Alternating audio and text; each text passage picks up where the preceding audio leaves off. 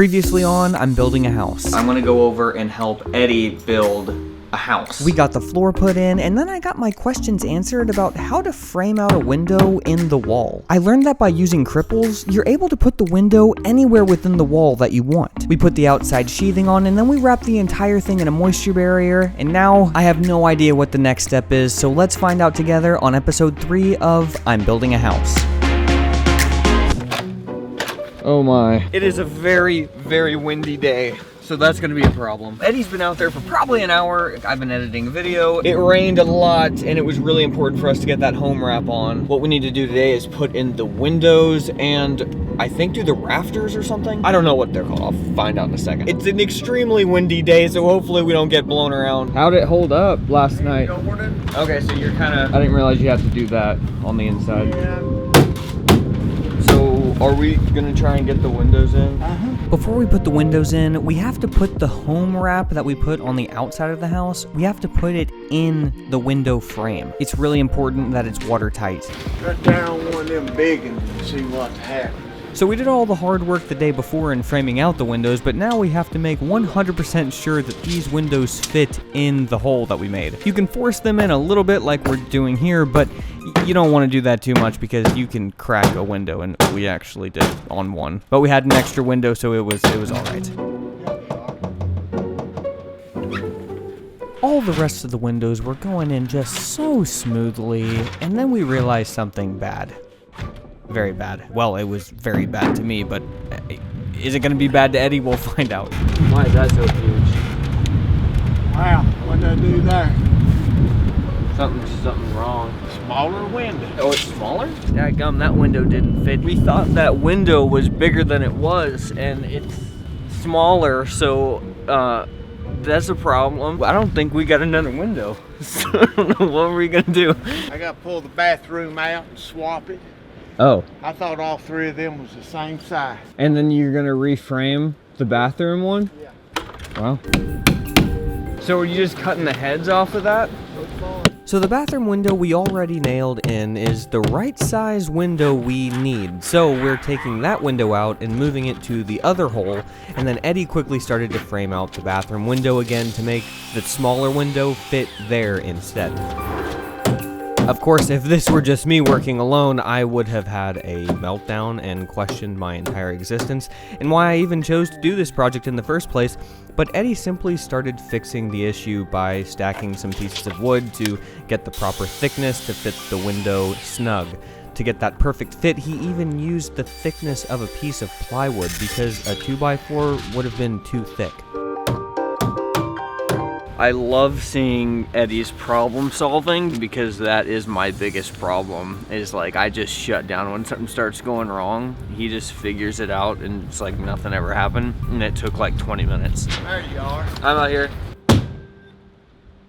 I guess he's using the sledgehammer to try and make it just fit in exactly. His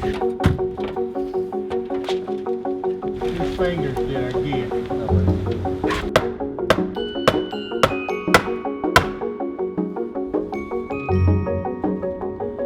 It didn't break, thank God.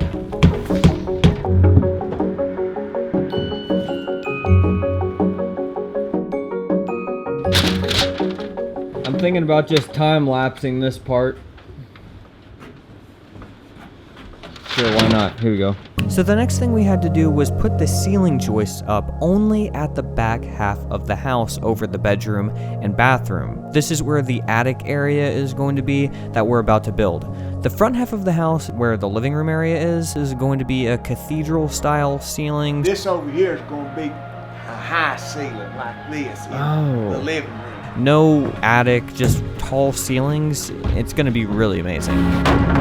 We'll eventually put a plywood floor up here in the attic, but for now, we just laid this single piece down so that we could walk on the ceiling joists to gain access to the next step in the process, which is to attach one of the more important pieces, the ridge board. When you put this up? Yeah. This is the important piece that all of the roof rafters will attach to. It ridges up the roof, hence the name ridge board. We had to put the last support up at the front of the house for the ridge board to sit on. So what is this for, Eddie? What you're doing? building an apparatus to kill herself. Makes sense. It's important that these supports are dead center in the front and back walls so that the roof is on straight. Before we went ahead and nailed down the ridge board, we wanted to make sure that the house was absolutely square. So we checked for 90 degrees and then we locked them in place with these temporary braces. Then we were able to nail down the ridge board. Okay, Jordan. Can you get on your ladder and shoot into that side of that for me? Yeah. It's our favorite segment, lunch break with Sarah. I've already eaten. I forgot to turn on the camera. The food was amazing. Thank you so much. It's the same thing that you eat every day. I have the same thing, 4 or 5 eggs. I am freezing. It's cold. Don't go outside. Don't play with the dogs. Don't look at a chicken. Stay inside. Cover up. I'm going back out. Love you. I literally go for 1 hour, come back, and he's got this roof up. What the? We finished off the day by nailing down the plywood floor for the attic/loft area.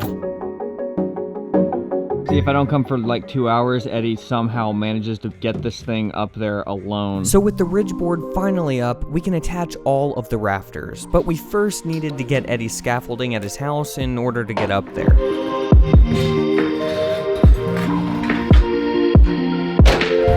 We'll need to put it all the way up here. Just like the wall studs, we marked the rafters every 16 inches on center, and then we got to work.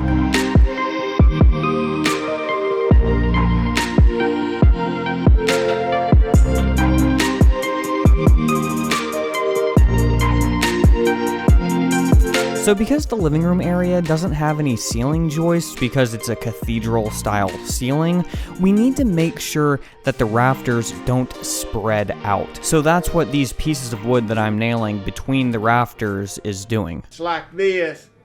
It'll want to do this. The top kind of falls down, It would pushing this push out. the nails out over there. Oh, wow. Eddie was still pretty nervous about the rafters spreading over time, so he got these huge screws to screw directly from the rafters into the top plates of the wall. This thing wasn't going anywhere now. The last thing we had to do today was on a part of the house that I completely forgot existed. Honestly, I don't even know what it's called. That front triangle of the house. What is that? What is this called? Gable end framing. What goes over this is the same thing that's on the outside wall, that plywood sheathing.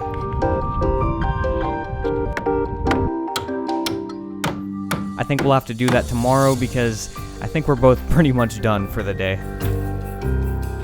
Jordan, that looks pretty big from back here. Yeah, it does. Crazy. I mean, what, this is the 7th day? Yeah. Pretty much just 2 people. See ya. Thank you much, Jordan. Yeah, no problem. All right, all done for the day.